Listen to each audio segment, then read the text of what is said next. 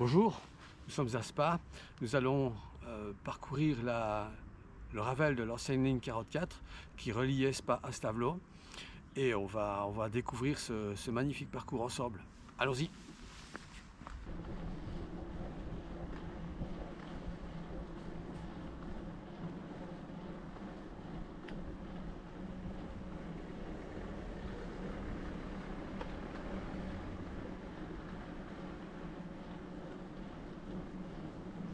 La voie de chemin de fer qui relie Pepinster à Spa a été construite en 1855 et elle avait été créée à l'initiative de la ville de Spa pour faciliter le transport de tous les touristes vers la ville thermale.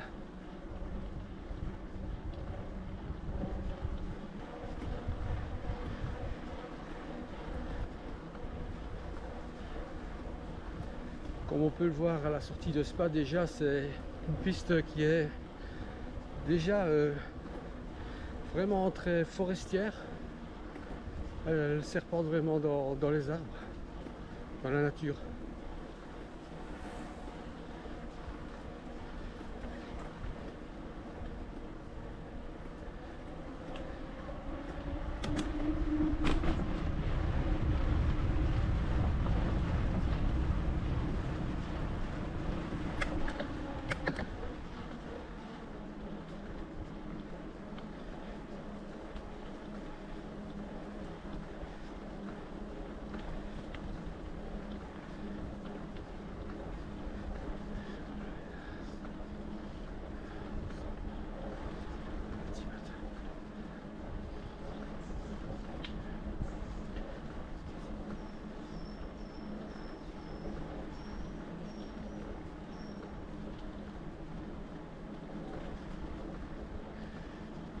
Ici à gauche, on a toutes les installations sportives de Spa-la-Freineuse.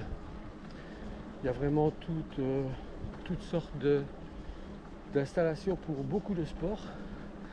Beaucoup d'athlètes viennent s'entraîner ici. Et il y a chaque année des stages sportifs pour les jeunes. C'est assez sympa, c'est ouvert à tout le monde. Quand on a envie d'aller courir sur la piste, il n'y a pas besoin de demander à qui que ce soit, on peut y aller, c'est super bien tenu.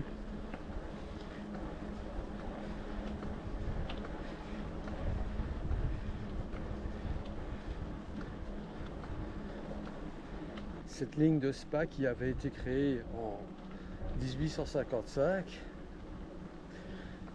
se terminait évidemment à Spa, elle n'allait pas plus loin.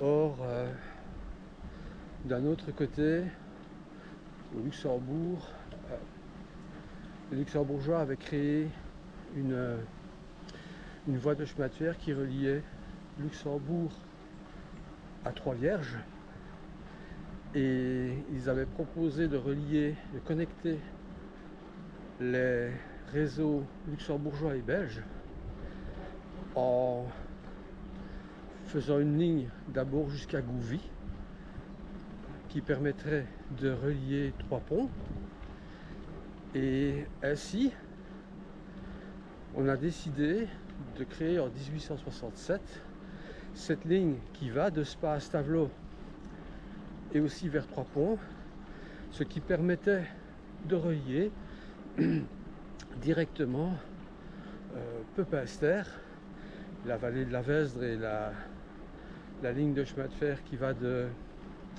d'Ostende jusqu'en Allemagne. Donc ça permettait de relier cette ligne de chemin de fer là jusqu'à la ville de Luxembourg en passant par Pepinster, Spa, Stavelot et Trois Ponts.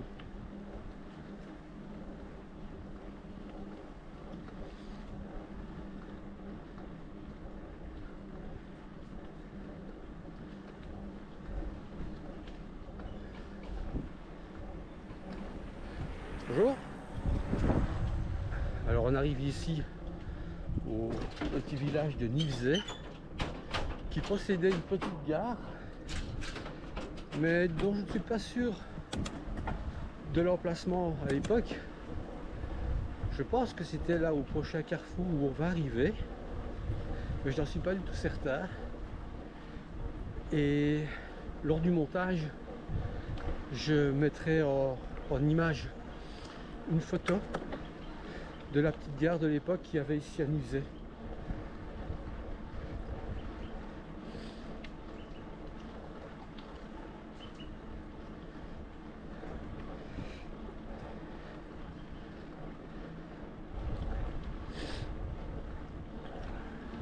Quelques traversées de route, mais qui sont bien signalées. Les gens de l'endroit sont assez respectueux ici pour les traversées de vélo entre les portions de Ravel. Bon, il faut faire attention toujours, mais voilà, en général ça ne pose pas de problème.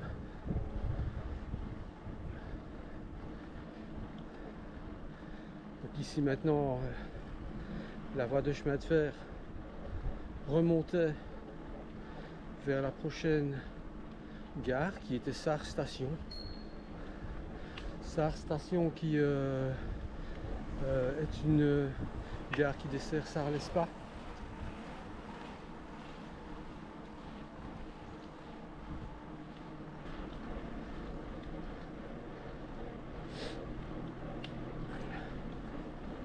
Pardon.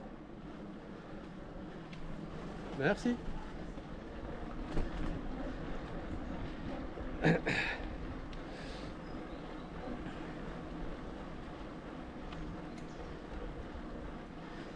Comme on peut le voir, je ne sais pas si ce sera flagrant sur la vidéo, mais pour un cycliste, cette petite côte n'est pas bien méchante, mais pour des trains, c'était quand même plutôt costaud.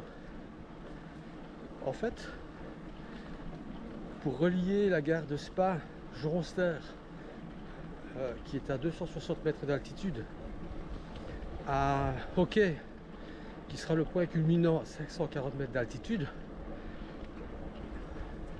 il a fallu faire un tracé en large boucle pour parvenir à faire une pente moyenne de 2,4% et relier en fait les deux gares en faisant cette large boucle sur une distance de 11 km,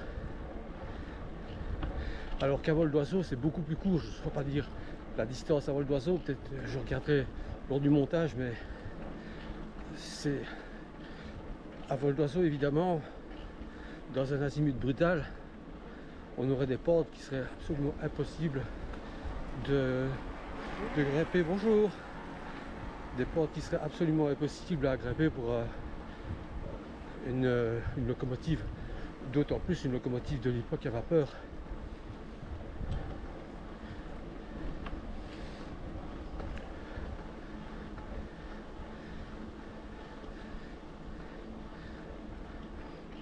Comme on peut le voir, c'est vraiment un très beau Ravel. Il est bien tenu, il est très champêtre, et ici évidemment il n'y a pas d'eau, mais en temps normal il y a des guiers à passer. Bonjour. Beaucoup d'infrastructures pour les promeneurs. Bon, c'est super sympa.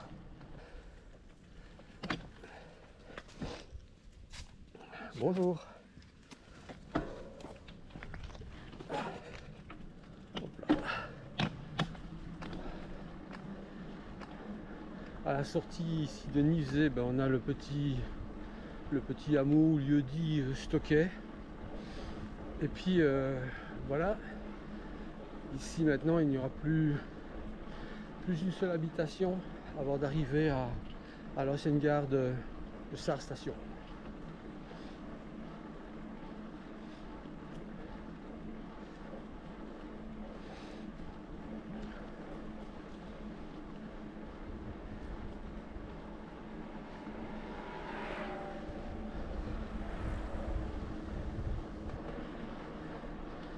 Ah, le temps est super bon aujourd'hui parce que il y a du soleil mais ça chauffe pas trop.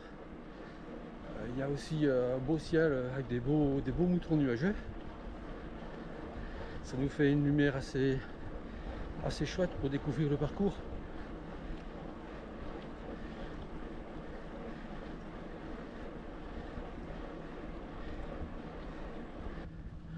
De chaque côté de la voie ici, nous avons à peu près une dénivellation, un trou, un mini ravin de une bonne quinzaine de mètres. Ça permet d'imaginer un petit peu l'étendue des terrassements qu'on a dû faire à l'époque ici, avec quand même les moyens de 1867 pour fabriquer cette ligne, pour monter cette ligne. C'était quand même un sacré exploit pour l'époque.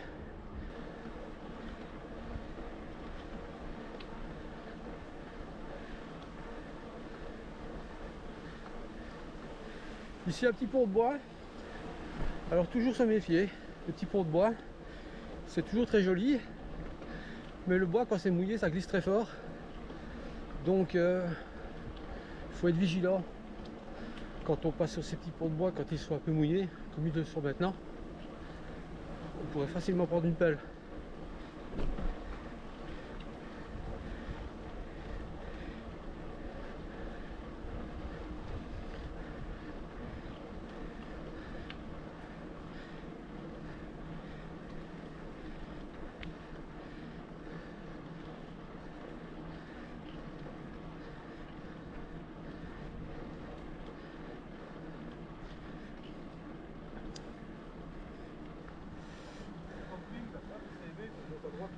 Bonjour. Bonjour. Voilà, donc on contourne. Ça ne dure pas longtemps, hein,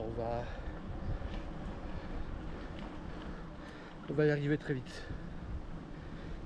La gare a été rachetée par des particuliers qui ont eu à cœur, et ça c'est vraiment, il faut les saluer pour ça, à la laisser telle qu'elle. J'ai même entendu dire que les guichets, bonjour, les guichets d'époque sont toujours dedans, donc les anciens guichets en bois qui je pense datent des années 1930. Je pense que cette gare-ci a été construite en 1930, et je vais vous montrer avec la caméra, il y a toujours un morceau de quai. Et voilà, c'est assez sympa d'avoir préservé ça.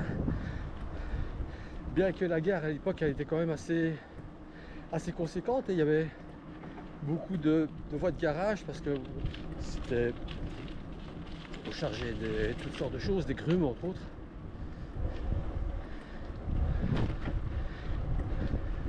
Donc ici on est sur le site de l'ancienne gare. L'ancienne gare est à ma gauche. Je vais m'arrêter et je vais faire un petit passage caméra là-dessus parce que ça en vaut vraiment la peine.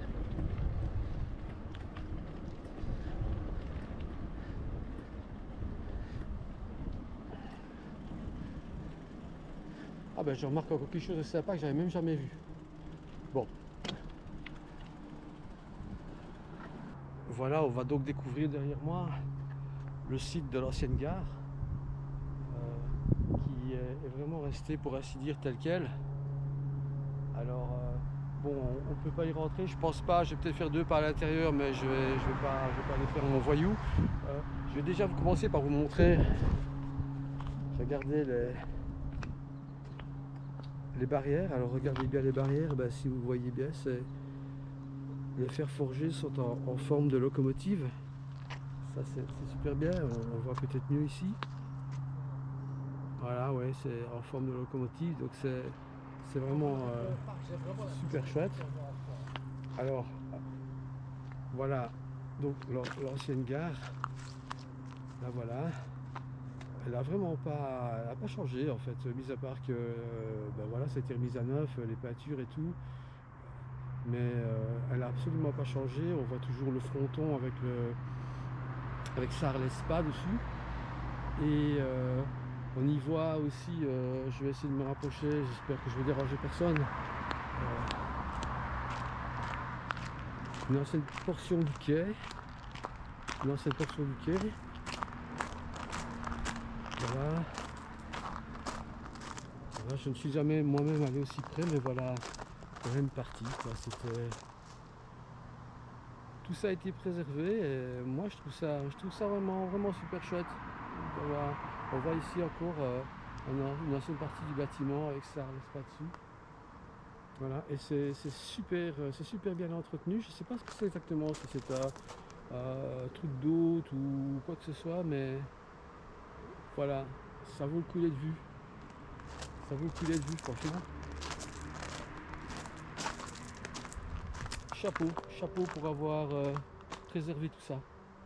Toutes ces belles maisons ici qu'on voit, il y en a même un petit peu plus bas, étaient toutes d'anciens hôtels en fait. C'était un endroit de villégiature, c'était une porte d'accès aux Fagnes, aux Hauts-de-Fagne. Et il y a beaucoup de citadins qui prenaient le train pour venir ici, soit jusqu'ici, soit jusqu'à Hockey, parce qu'ici en fait, si on redescend un petit peu plus bas, c'est le début de la balade qui permet de remonter toute la vallée de la Hogne jusqu'au cœur des Hauts-de-Fagne. Donc il y avait beaucoup de gens qui descendaient ici et qui logeaient ici dans les divers hôtels qu'il y avait dans le coin. Bon ben voilà, on est reparti, on va faire gaffe en traversant cette route.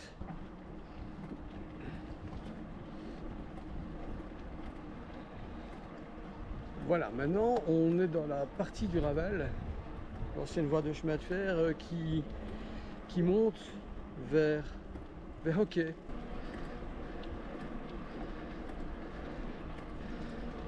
Cette ligne de chemin de fer, au niveau du trafic des voyageurs, a été remplacée par des bus en 1958. Donc il n'y a plus eu aucun train de voyageurs sur cette ligne, sauf très occasionnellement pour transporter des voyageurs vers Francorchamps quand il y avait des courses, mais je pense que ça n'est arrivé que 2 fois. Et il n'y a plus à ce moment-là que des trains de marchandises qui ont circulé ici, notamment pour le transport des grumes. Et c'est un tragique accident qui a sonné le glas de cette ligne. Ça s'est passé le 31 décembre 1968, en plein hiver donc. Une locomotive a démarré de sa station. Nous étions ici il y a quelques instants pour redescendre vers Spa avec 2 machinistes. Et si j'ai bon souvenir, il y a eu un problème de frein à cause du gel et la machine s'est emballée. C'était plus possible de l'arrêter. Les 2 machinistes ont essayé jusqu'au bout d'arrêter la machine qui prenait de plus en plus de vitesse, puisque comme vous avez pu le constater depuis Spa, ça n'a pas arrêté de monter. Donc les gars ont essayé jusqu'au bout de faire tout ce qu'ils pouvaient pour arrêter la machine. Et à l'entrée de Spa, l'endroit où nous sommes partis, il y a un viaduc de chemin de fer qui passe entre les maisons et qui, entre parenthèses, a été réhabilité. On pourra bientôt passer dessus. La ligne sera prolongée, on en reparlera. Et la locomotive qui avait pris beaucoup trop de vitesse a déraillé et est tombée du pont dans les jardins des maisons. Et malheureusement, les deux machinistes y ont laissé leur peau. c'est l'accident tragique qui a vraiment sonné le glas de la ligne, parce que directement après, elle a carrément été abandonnée et les trains venant de Basse-Terre s'arrêtaient à ce moment-là à Spageur-Auster, qui était la fin de la ligne, qui est devenue la fin de la ligne. Et la ligne est restée très longtemps abandonnée. C'était, voilà, comme on peut imaginer une ancienne ligne de chemin de fer où on a enlevé les rails et les ballasts, les rails pardon, et les traverses, aménagées d'abord en pré-Ravel. Je ne sais pas exactement en quelle année, je vérifierai ça à la maison, qui était déjà très bien pour les VTT, hein. Évidemment c'était des chemins de terre et beaucoup de pierres et tout, et ce n'est que récemment, que je pense il y a 2-3 ans, que ça a été complètement asphalté pour permettre à tous les usagers avec n'importe quel vélo de grimper dessus. À partir de cet endroit de la ligne, sur notre gauche, on a un ravin très escarpé. C'est la vallée de la Hogne. Donc tout en bas on a la Hogne dont je parlais tout à l'heure quand j'étais près de la gare, quand je disais que beaucoup de touristes à l'époque descendaient à la gare de Sarre Station pour remonter cette fabuleuse promenade qui est la remontée de la vallée de la Hogne, qui est pleine de petites cascades, de petits ponts, de grosses pierres. Enfin, c'est un endroit très enchanteur.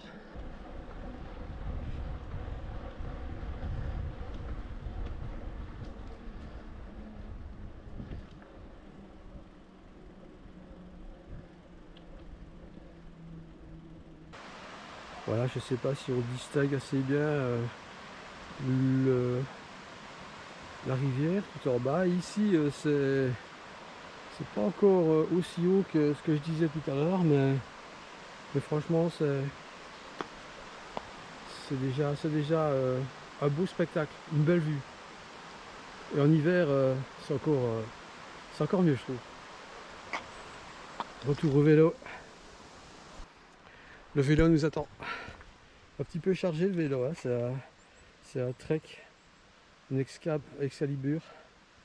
C'est le vélo dont je me sers pour mes aventures quand je pars en vélotourisme et tout. Mais ça, on aura l'occasion d'en reparler. Voilà, on est reparti. On se dirige maintenant. On sera bientôt à la gare de Hockey.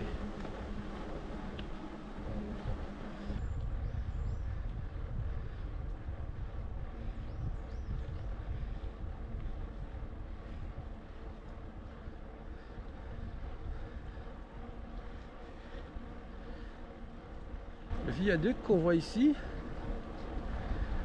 permet à partir du village de Hockey, de descendre par une petite route justement dans la vallée de la Hogne. Et il y a là un vieux pont de bois qu'on appelle le pont du Centenaire. Et je crois que ça fait bien 100 ans qu'on l'appelle le pont du Centenaire, mais pour ça je sais pas. Et qui est le point de passage d'un très ancien chemin qui s'appelle la Véquille et qui permet de traverser toutes les Hautes-Fagnes.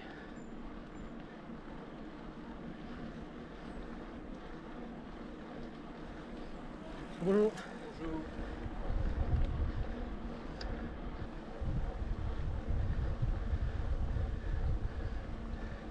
Ici,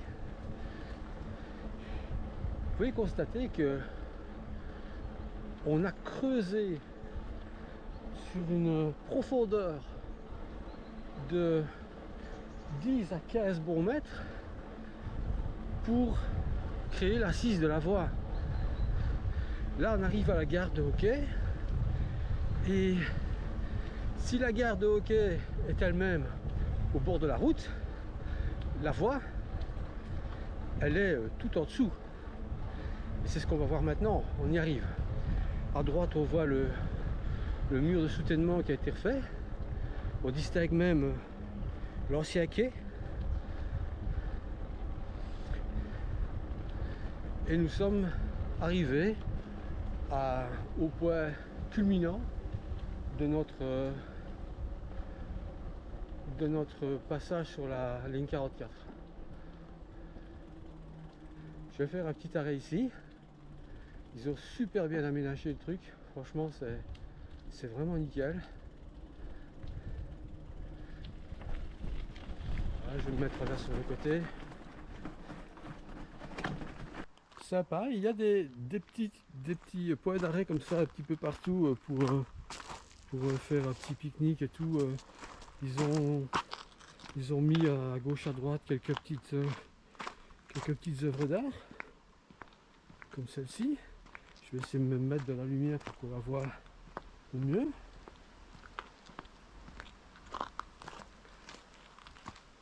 Voilà, franchement c'est vraiment chouette de l'avoir investi, de la main d'œuvre, du travail, du savoir-faire pour refaire tout ça. Il y a une belle assise en pierre.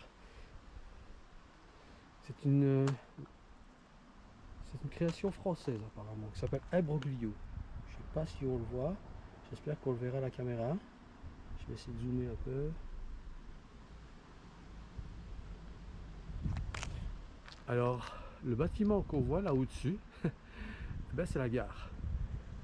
C'est l'ancienne gare. Alors, comme je disais tout à l'heure, ici c'est le début de la Fagne. Et il y avait énormément de citadins qui prenaient le train, que ce soit de Liège, de Bruxelles, de plus loin d'ailleurs, avec leur luge et leur ski d'époque en bois, et qui prenaient le train jusqu'à Hockey, et qui ensuite, par la petite route qu'on va voir ici, allaient dans les Fagnes pour aller s'amuser. Il y a évidemment encore maintenant beaucoup d'hôtels ici. On a ici l'hôtel Beau Site. Voilà. C'est toujours très très fréquenté. C'est un super chouette endroit. C'est vraiment magnifique. Et voilà donc ici l'ancienne gare de hockey.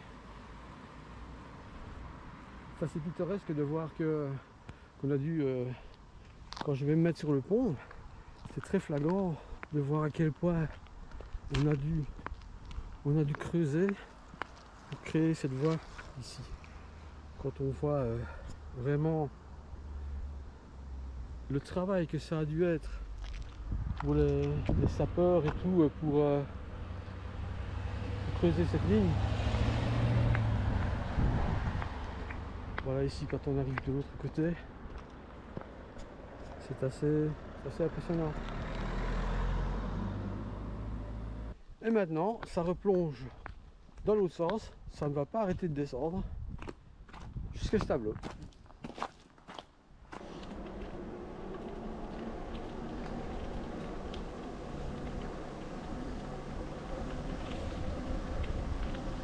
Alors ici, c'est le site de l'ancienne gare de Francorchamps. Voilà, c'est ici que, sur cette grande partie herbeuse, cette grande prairie maintenant, que se situait la gare de Francorchamps. Dans le montage, je vous mettrai une photo aussi, parce que quand on s'imagine qu'ici il y avait quand même une gare assez conséquente, c'est assez bizarre.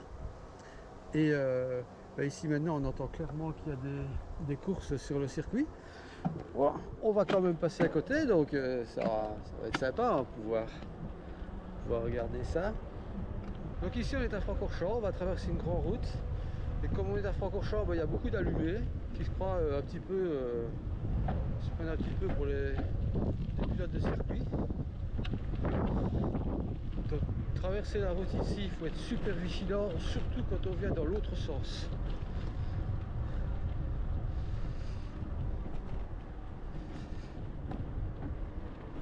Voilà, maintenant j'espère qu'ils ne vont pas nous empêcher de passer.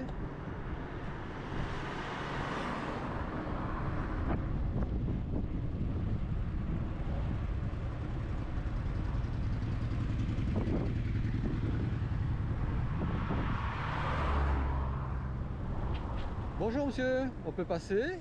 Oui, oui. Merci.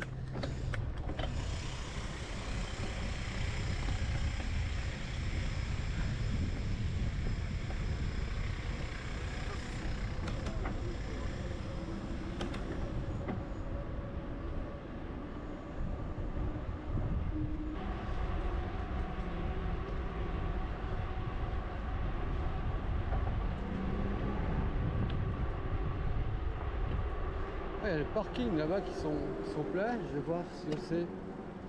Ça en fait c'est le début, je vais prendre la caméra, je vais la mettre un petit peu plus haut. C'est le début, c'est l'entrée du circuit de Francorchamps ici. Hop. Voilà, je sais pas si on voit bien. Là-bas il y a les parkings, le rond-point ici, et ben, en fait à l'époque, avant qu'il y ait cette route de dégagement là-bas, c'était le péage de l'entrée du circuit.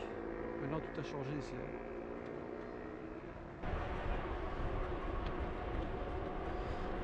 Ah ça y va maintenant, ça s'entend. Là vraiment, ici on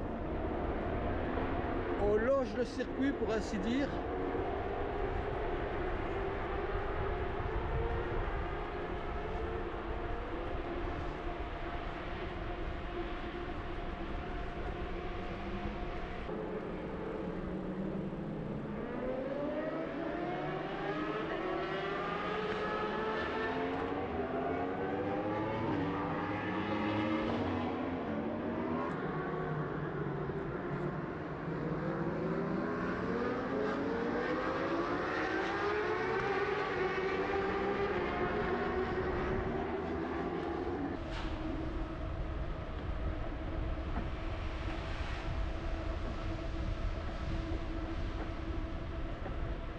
Voilà, on revient dans des endroits un petit peu plus calmes.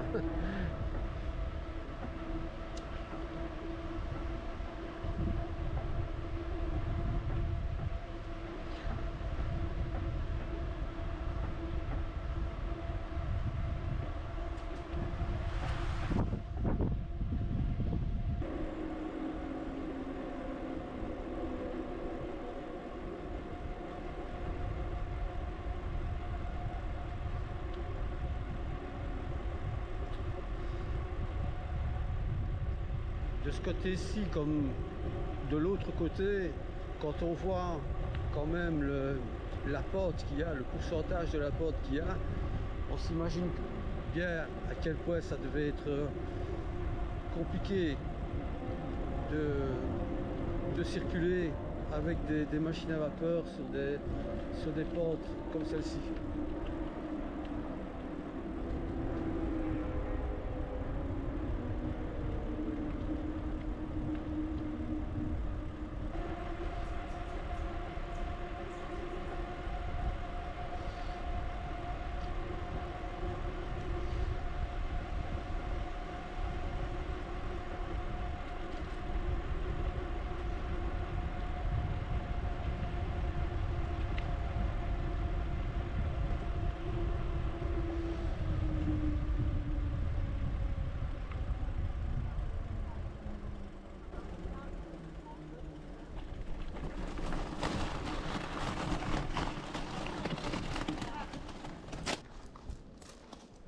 Donc en fait ils ont tout ici aménagé pour faire un petit refuge où on peut s'arrêter, se reposer, se restaurer.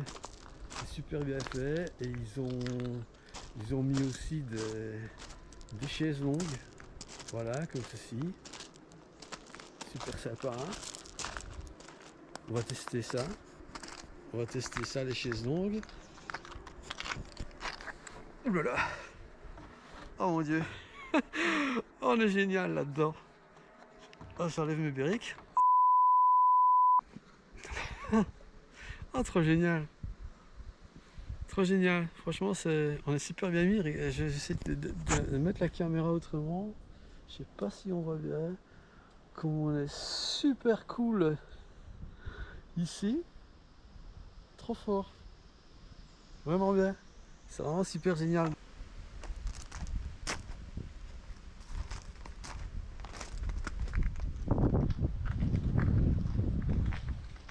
Et tout ça est super bien fait. Voilà, quand on voit ça, c'est pas de l'amateurisme, quoi. C'est vraiment merci à ceux qui décident de faire des belles choses comme ça. C'est vraiment waouh. C'est reparti.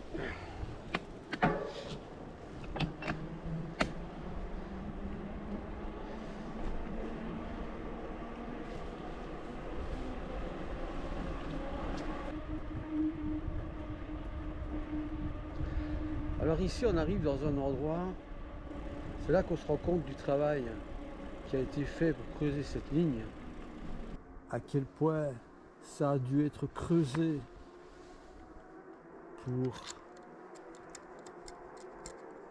pour faire l'assise de la ligne. Je vais descendre du vélo.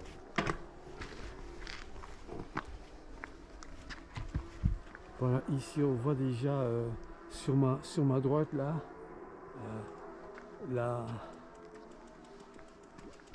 la hauteur de la paroi qu'il a fallu creuser pour voilà, pour que la ligne garde la porte. C'est assez impressionnant.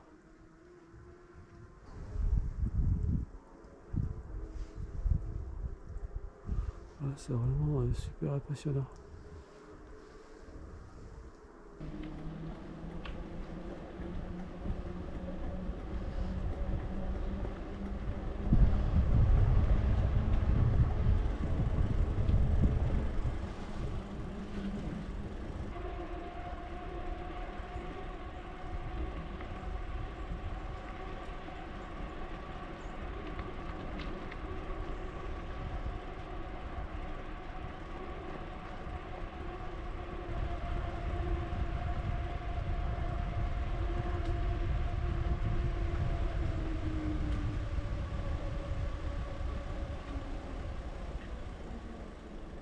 Voilà encore ici sur la droite, une magnifique petite maison de garde-barrière qui a été vraiment super bien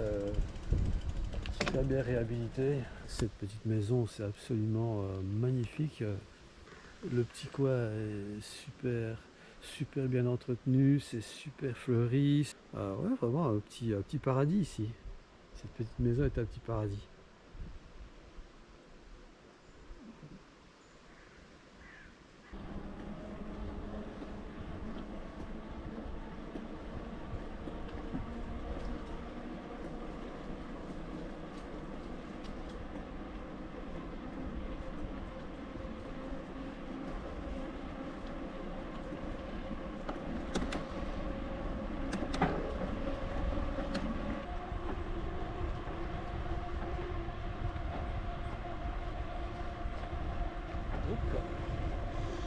Ah, là il y a un arbre qui est tombé.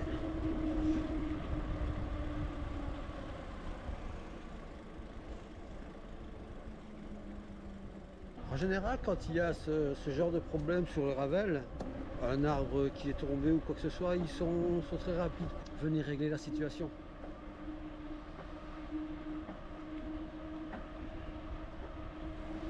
Alors ici en fait, on arrive au croisement de la Grande Route.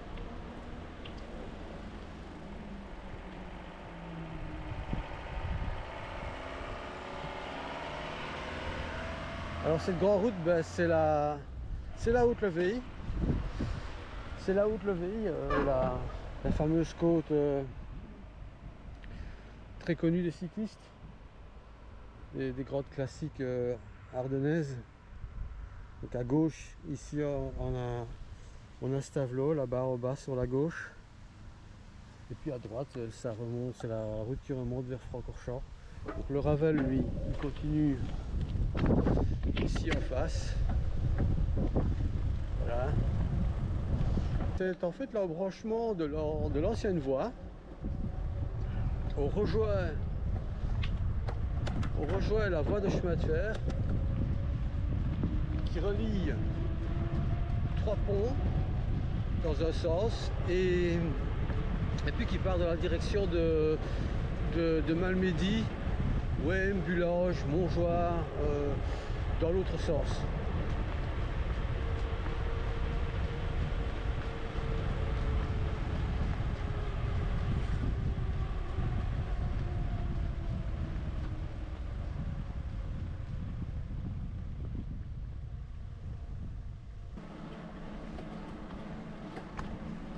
Ce tableau qui est vraiment une très chouette ville avec historiquement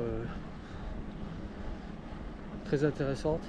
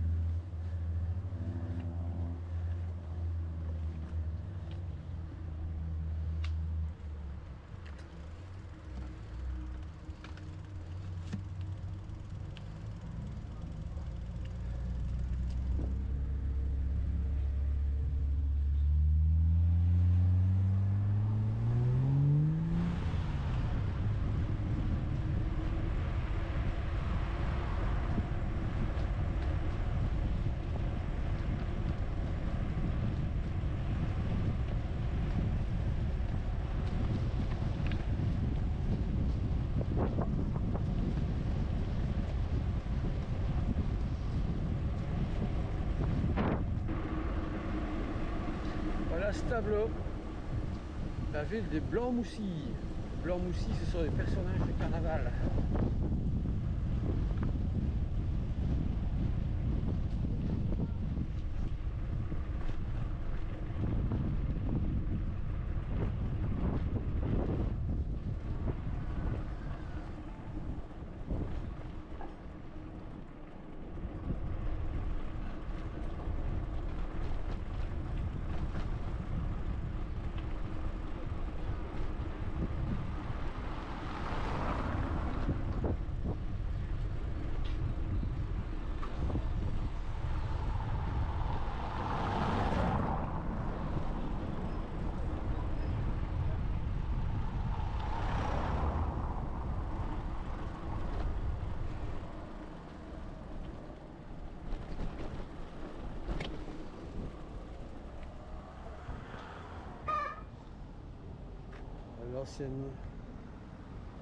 L'ancienne abbaye avec les ruines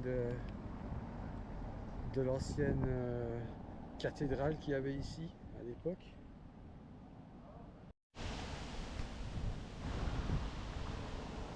Ici la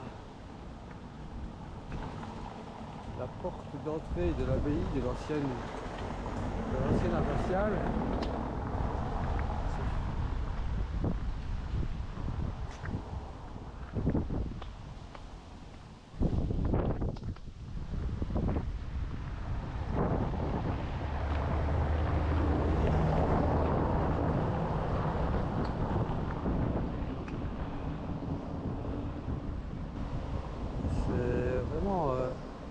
Impressionnant les grosses pierres qui ont été maçonnées pour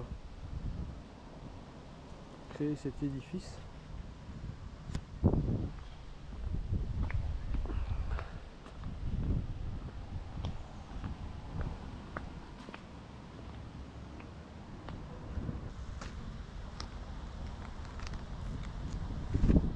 quand on voit la hauteur de cette ogive, c'est vraiment impressionnant.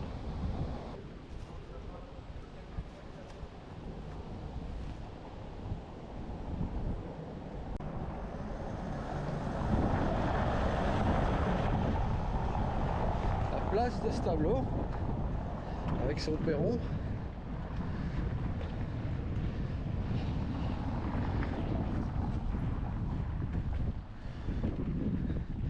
Très bel endroit.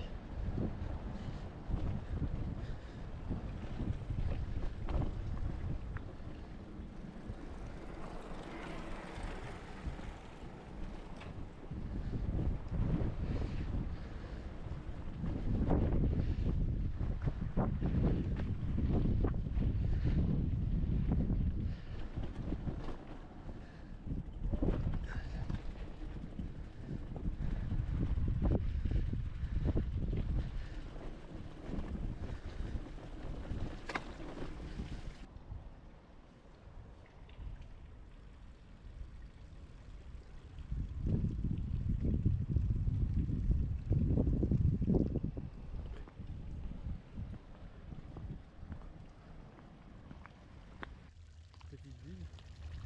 Et voilà, on va se quitter ici sur la fontaine de la fontaine du Perron. Voilà. Donc merci à tous de m'avoir suivi jusqu'ici. Et on se retrouve pour une prochaine aventure. Pour un prochain Ravel à voir. À la prochaine.